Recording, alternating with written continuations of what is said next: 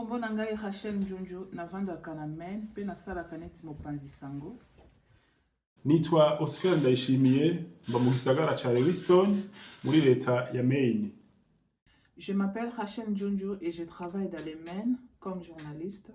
Jina langu ni Eloge Wilikaneza, mwanahabari wa Maine.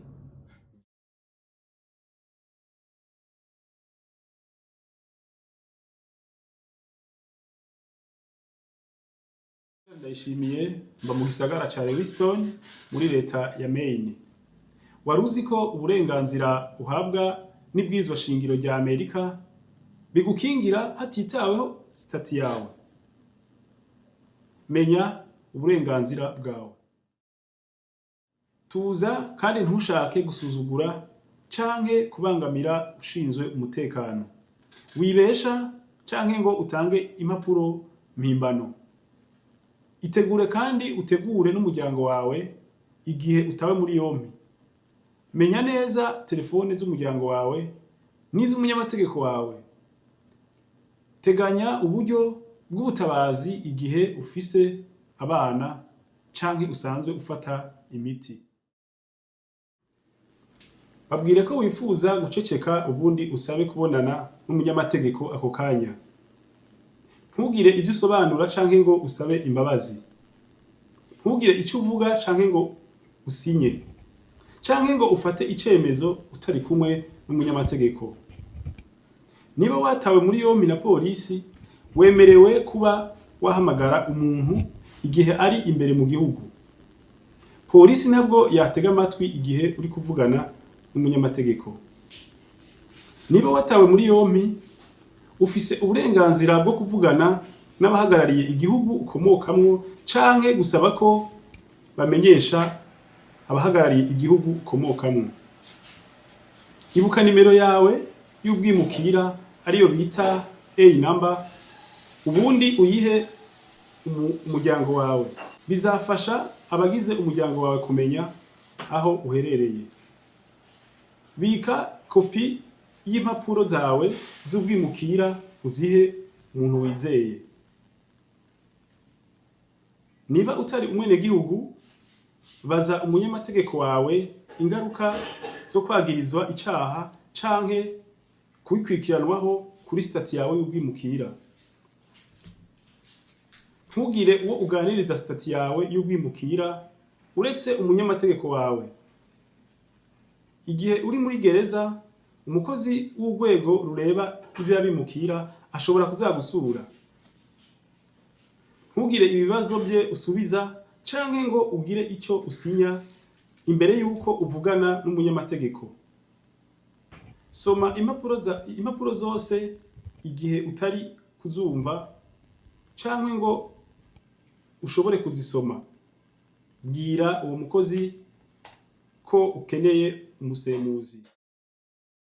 Ufise uburenganzira bwo guceceka. Igihe wifuza gukoresha ubwo burenganzira, bivuge uranguruye ijwi. Muri leta zimwe zimwe ushobora gusabwa kuvuga amazina yawe igihe usabwe kwivuga. Ntabwo utegetswe kubemerera ko bagusaka canke basaka ibintu vyawe.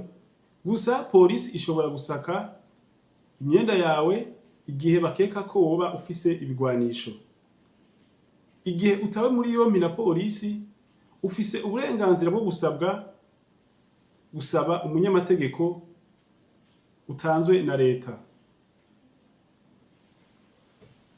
Igihe utawe muri yompi, ufite uburenganzira bwo kuvugana n'umunyamategeko. Gusa guverinoma ntabwo itegetswe kumukuronderera.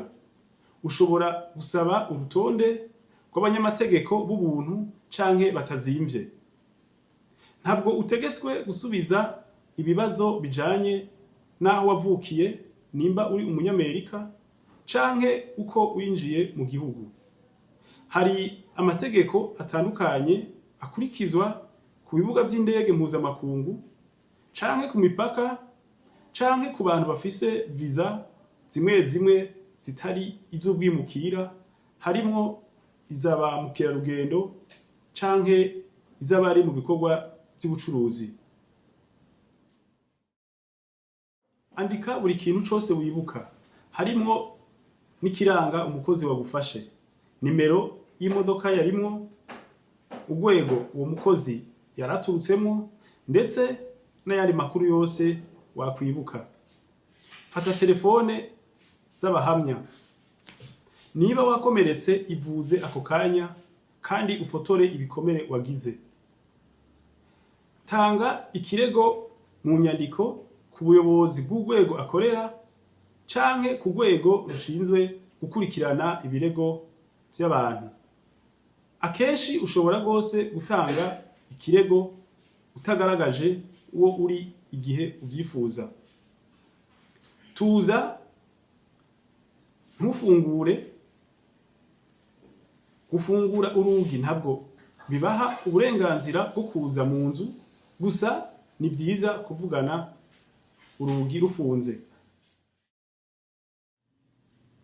Babaze nimba bakorera urwego rw'abimukira ndetse n'impamvu bagushaka.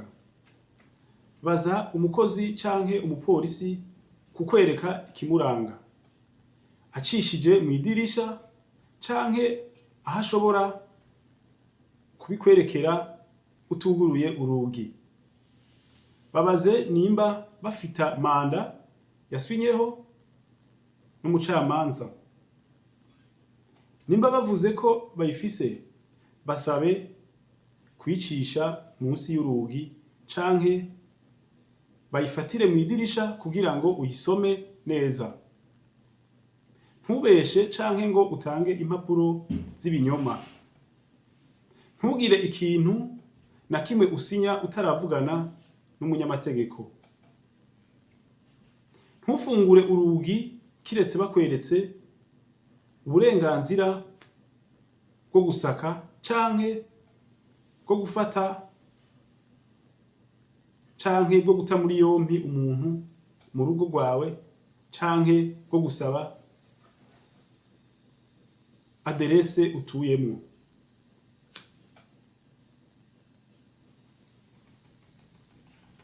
Igihe batakweretse uruhusha rubibemerera, komeza ufunge urugi. Babwire uti ntabwo mbemereye kwinjira. Nimba basunitse urugi bakinjira, wibagwanya. Nimba ushaka gukoresha uburenganzira bwawe, babwire uti ntabwo nabemereye kwinjira canke gusaka iyi nzu. Ndiko nkoresha uburenganzira bwanje bwo guceceka. Ndashaka kuvugana n'umunyamategeko bidatevye.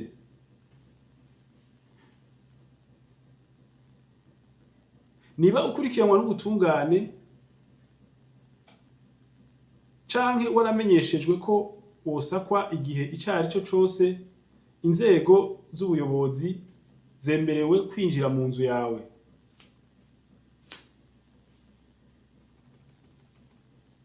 Ufita uburenganzira bwo guceceka nubwo ushinzwe umutekano ufite uruhusha. Ntabwo utegetswe kwinjiza abapolisi canke abashinzwe abimukira mu nzu yawe kiretse igihe bafita impapuro zibibemerera. Nimba umupolisi afise uruhusha rwo guta muri yompi, afita uburenganzira ahabwa n'amategeko bwo kwinjira mu nzu yawe igihe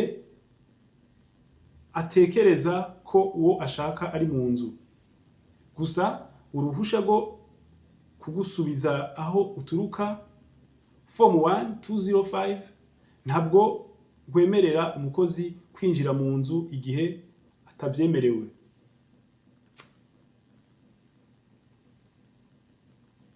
Igihe utaba muri yompi na polisi, ufise uburenganzira bwo guhabwa umunyamategeko na guverinema kandi ukwiye guhita umusaba ako kanya.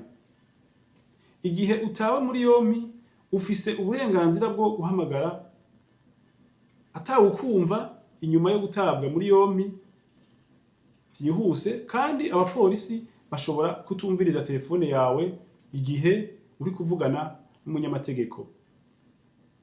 Igihe watawe muri yompi, ufita uburenganzira bwo gushaka umunyamategeko gusa guverinoma ntabwo ifite inshingano zo kukubonera umunyamategeko. Saba urutonde rw'abanyamategeko b'ubuntu canke utishura menshi. Igihe watawe muri yompi ufise uburenganzira bwo guhamagara umunyamategeko canke umuryango wawe, kandi ufite uburenganzira bwo gusurwa n'umunyamategeko aho ufungiwe. Ufite uburenganzira bwo kuba uri kumwe n'uguhagararira igihe cyose ugiye guhura n'umucamanza araba ivy'abimukira. Tuza, ntiwiruke canke ngo utongane, canke ngo ubangamire ushinzwe umutekano. Manika amaboko yawe aho babasha kuyabona neza. Nimba uri mu modoka, hagarara ahantu hari umutekano kandi udatevye. Zimya imodoka, cana amatara yo mu modoka, ufungure ibiyo ugeze hagati kandi ushire amaboko yawe kuri vola. Niba bagusavye kubereka peremi yawe, icemezo cy'uko imodoka yanditse na assurance bibereke. Niba utari umwenegihugu wa Amerika, maze abashinzwe abimukira bakakwaka impapuro zawe, ugomba kuzibereka igihe wazigendanye. Nimba urengeje imyaka 18, gendana ibikuranga igihe cyose. Niba udafita impapuro, babwire ko uhisemo guceceka. Abashoferi nabo batwaye bafise uburenganzira bwo guceceka. Niba utwaye imodoka, ushobora kubaza niba wemerewe gusohoka. Niba umupolisi akubwiye ati genda utekanye.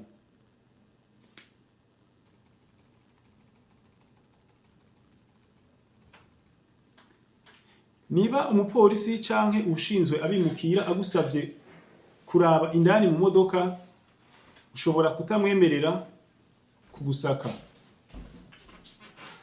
Ariko nimba polisi yizeye ko imodoka yawe ifise ibimenyetso by'icaha, imodoka yawe ishobora gusakwa naho utoba wabibemereye. Uretse polisi, niba abandi bashinzwe umutekano bariko barakizura bagahagarika uwutwaye imodoka, bagomba kuba bafise ibimenyetso simusiga byerekana ko umushoferi canke ingenzi bari kumwe bakoze icaha c'ubwimukira canke kiraba amategeko y'igihugu. Gutabwa muri yompi canke guhagarikwa n'ubujejwe umupaka bibwirizwa kugira impamvu yumvikana.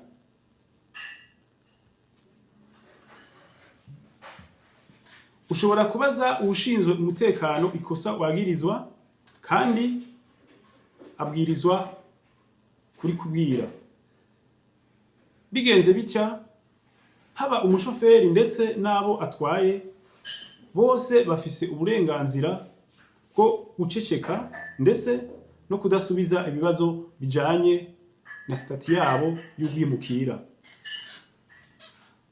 Umupilote ashobora kwanka gutwara ingenzi igihe iyo ngenzi ibangamiye umutekano w'indege. Mugabo umupiloti bishobora kukubaza canke kukwankira kugenda mu ndege ashingiye kw'idini ryawe, uruhu rwawe, aho ukomoka, igitsina cawe, ubwoko bwawe canke izindi mpamvu zose za politike. Abashinzwe umutekano wo ku mupaka bashobora kuja muri bisi canke muri gari ya moshi mu gace kangana n'intambwe 100 uvuye ku mupaka, haba aho zihagarara canke se zigenda. Akenshi abashinzwe umutekano barenze umwe nibo binjira muri bisi canke gari ya moshi, ubundi bakabaza ingenzi ibirabana na sitati zabo z'ubwimukira, bagasaba ingenzi kwerekana impapuro zabo z'ubwimukira canke vyose. Ibi bibazo akenshi ntibitinda kandi bikaganisha ku kumenya niba umuntu aba muri Amerika vyemewe n'amategeko. Ntabwo ategetswe gusubiza ibibazo, kandi ushobora kubabwira ko utifuza gusubiza ivyo bibazo. Nk'uko bisanzwe uba ugifise ubwo burenganzira bwo guceceka.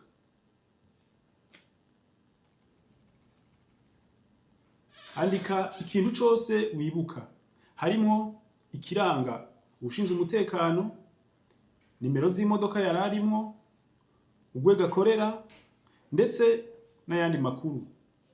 Fata telefone z'abatangabuhamya. Niba wakomeretse ivuze wihuse kandi ufotore ibikomere vyawe. Tanga ikirego mu nyandiko mu buyobozi bw'urwego akorera canke urwego rushinzwe gukurikirana ibirego vy'abantu. Akenshi ushobora rwose gutanga ikirego utagaragaje wo uri igihe uvyifuza. Abenshi mu bantu bafatwa kandi ubusabe bwabo bw'ubwimukira buriko burasuzumwa bemerewe kurekurwa igihe hari ingwati itanzwe canke bagategekwa kwitaba mu gihe runaka. Ufite uburenganzira bwo guhamagara umunyamategeko wawe igihe watawe muri yompi, kandi ufite uburenganzira bwo gusurwa n'umunyamategeko aho ufungiwe. Ufise uburenganzira bwo kujana n'uguhagarariye igihe cose ugiye guhura n'umucamanza araba ivy'abimukira. Igihe banse kukurekura umaze gutabwa muri yompi, ukurikiranwaho kurenga ku mategeko agenga abimukira, saba kubonana n'umucamanza araba ivy'abimukira. Akenshi umucamanza araba ivy'abimukira ashobora gusaba ko urekurwa canke ko ikiguzi c'ingwati yawe kimanurwa.